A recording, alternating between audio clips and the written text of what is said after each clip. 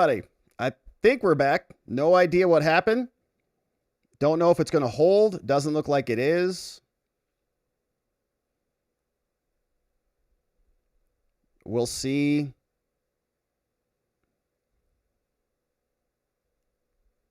What's happening out there?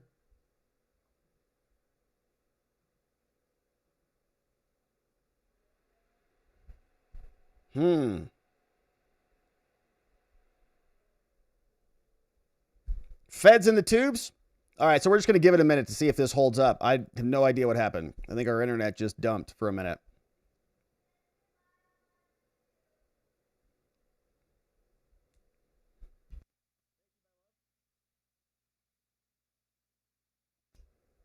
Are we still back on? Let's check the other platforms.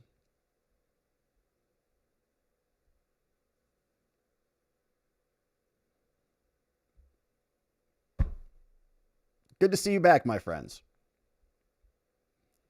I think we're back. All right, I think we're back now.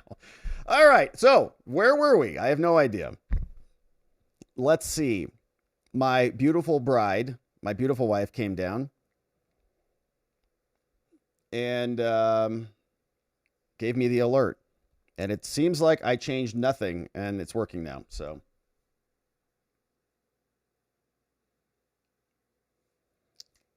Okay. All right. So where were we? Here. All right. So actually we have there was a good segue. Just want to make sure that the tubes stay good over here on our end. How long did you talk before you knew? I have no idea. Might have been an hour for all I know. I don't know. I get so into the documents, I'm not even paying attention. But I think it's working now. So hopefully we're coming in loud and clear. Locals is up. How long have we been out? Let's see. Hopefully locals is coming in.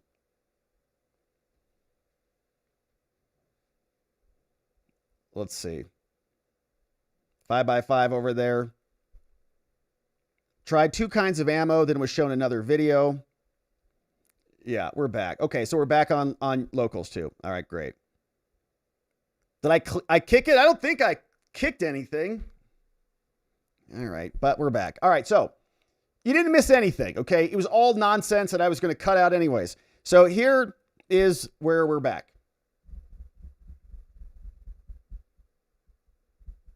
Five minutes, really. All right. All right, we're back. All right, so where were we? Testimony of Shauni Kerkhoff, former Capitol Hill Capitol Hill police officer. I keep saying that. Not chief of police, but just a Capitol Hill police officer. And she is in trial, in testimony, about to be cross-examined by the defense attorney in a case against Guy Reffitt. This guy over here, who was a J6er, who got pardoned and is now a free man. Here's what we got from the defense. Before we get there, the court says, all right, hey, Ms. Kerkhoff, just one question. You testified about a number of videos that had timestamps in the left-hand corner. Yes. Do you know whether those are accurate? From my knowledge that day, it's all sort of a blur because it was a very, very long day. But to my knowledge, yes, I do believe that those were accurate based on the day. All right. Prosecutor says, and Your Honor, the next witness will also speak to that. And it's a stipulation to that effect. All right. Now, Mr. Welch, the defense attorney, before your cross-examination, I just wanted to ask you something first. Can you come on up here? Mr. Welch, I assume from your exhibits that you intend to cross-examine this police officer on an email and perhaps a 302? Yes, Your Honor, that's correct. The 302 was written by Hightower, says the judge. So I don't think it's appropriate to cross her on that. You can ask him about it, but it's not her statement. Defense says, right. But basically, I would ask her about the conversation that she had with him and whether she made the representations to him. I'm not going to ask her about, well, don't reference the 302. You can ask if she had a conversation.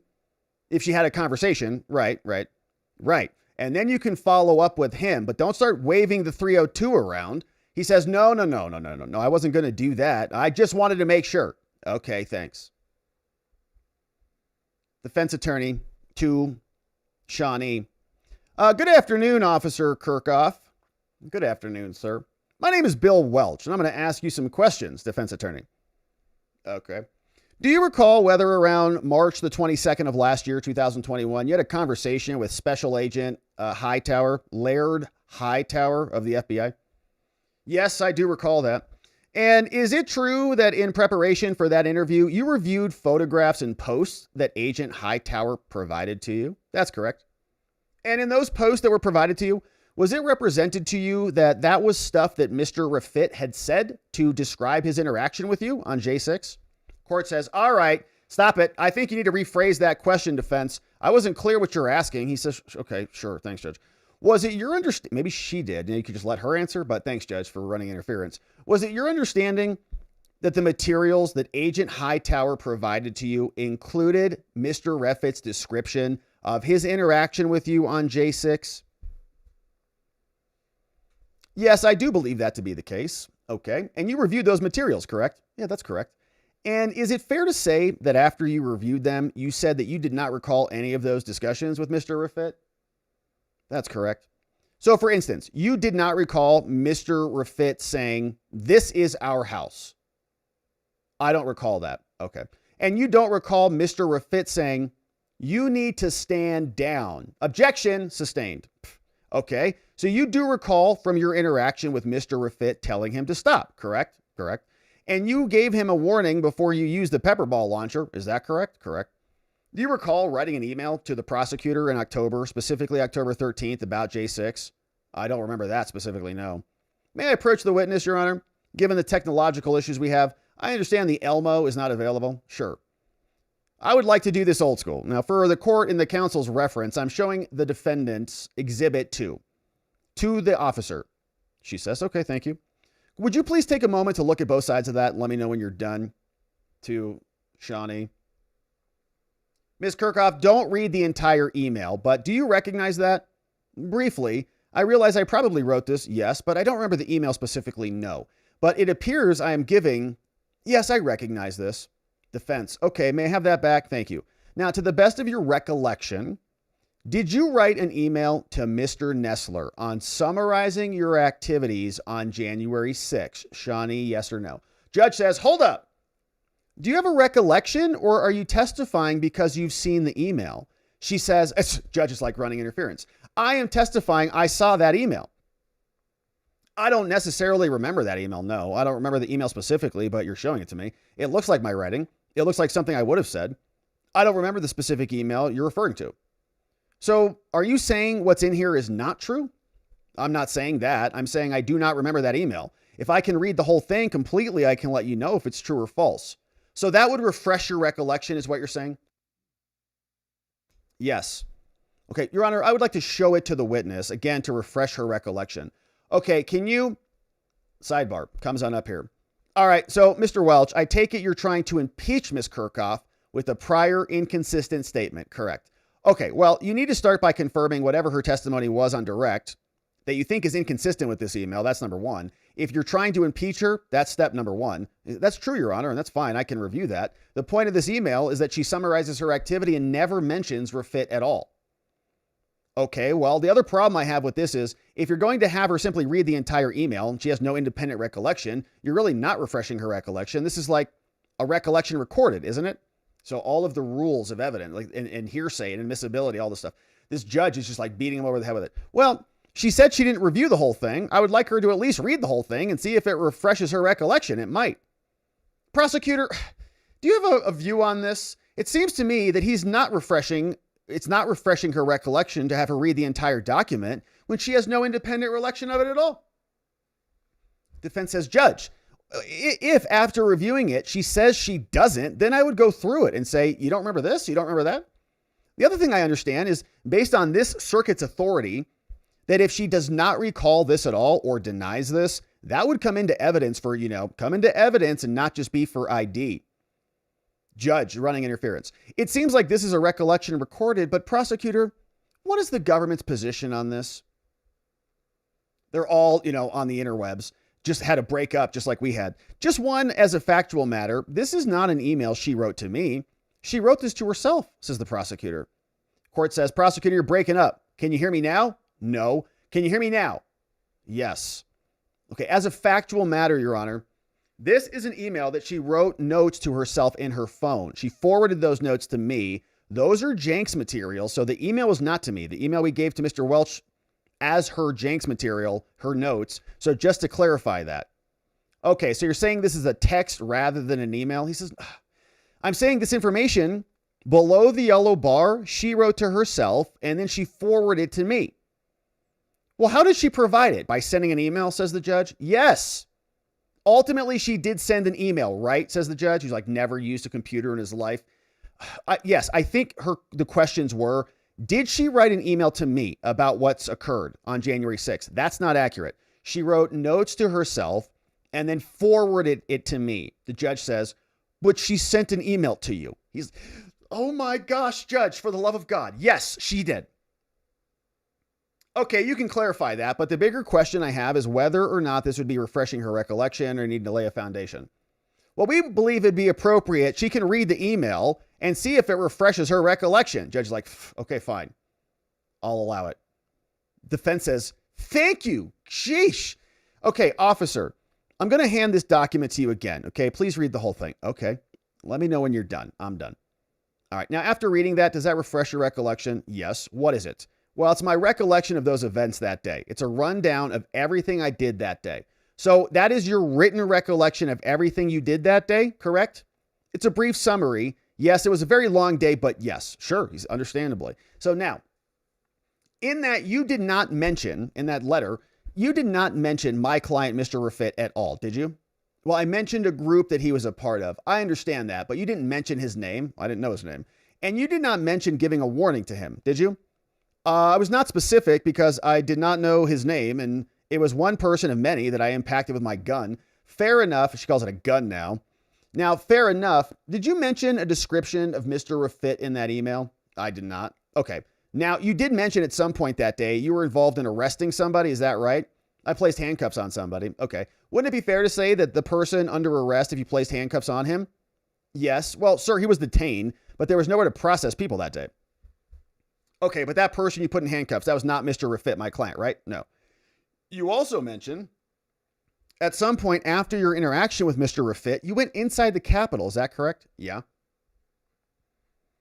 And not immediately after, but eventually I went into the Capitol building. Yes, says the officer. Okay, understood.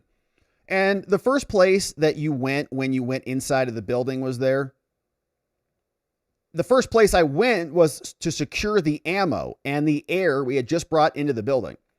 And when you went to whatever location that is inside the building, you did not see Mr. Rafit, right? No. At some point, where did you go? After you secured the ammunition, where did you go? To the best of my recollection, I went up to the rotunda. You went up to the rotunda. When you got to the rotunda, you didn't see Mr. Rafit, did you? I seen hundreds of people. I wouldn't have known a single person, but no, I did not see him individually, no. After you went to the rotunda, where did you go to the Capitol next? I think I went to the Lower West Terrace door. Lower West Terrace door. That's correct. When you got down there, you didn't see Mr. Rafit. I did not. Not individually, no. Okay. When you got to that Lower West Terrace, you did remain in the building or go outside? I remained in the building. Do you remember if you went anywhere else in the building after you went to the Lower West Terrace door? Yes. Where did you go? I responded to several calls from offices where people needed help. Okay. And in responding to any of those several officers, did you see Mr. Rafit in any of those offices? No, I do not recall. You do not recall seeing him?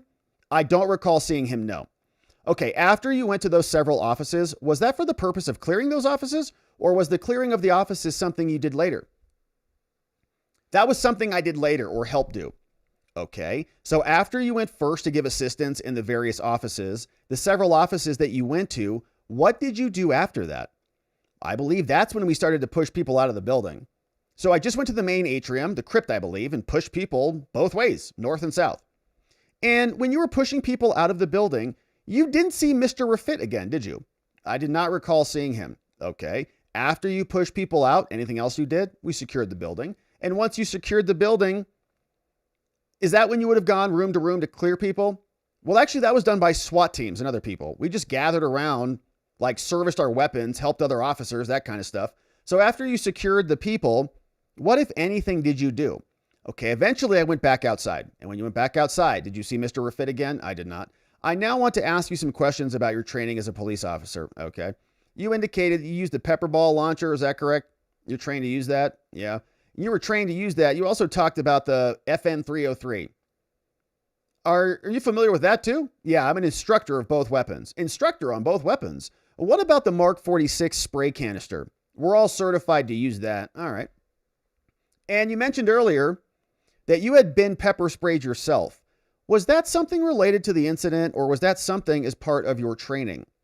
Well, as part of our training, we get pepper sprayed to the face. I also got sprayed that day too. So, okay. What's it like when you get sprayed in the face? It's debilitating. Specifically, can you see? I opened my eyes because I had to fight for my weapon as part of my training. So I could see my adversary because I had to, but it's very difficult. Very difficult to see, and your eyes close shut. Do they get watery? Yes. How long does that last? Anywhere. For most people, 25 minutes. Mine was like 2 hours. Fair-skinned people usually have a worse reaction. Is there anything that a person can do to get rid of it? Fresh air and water.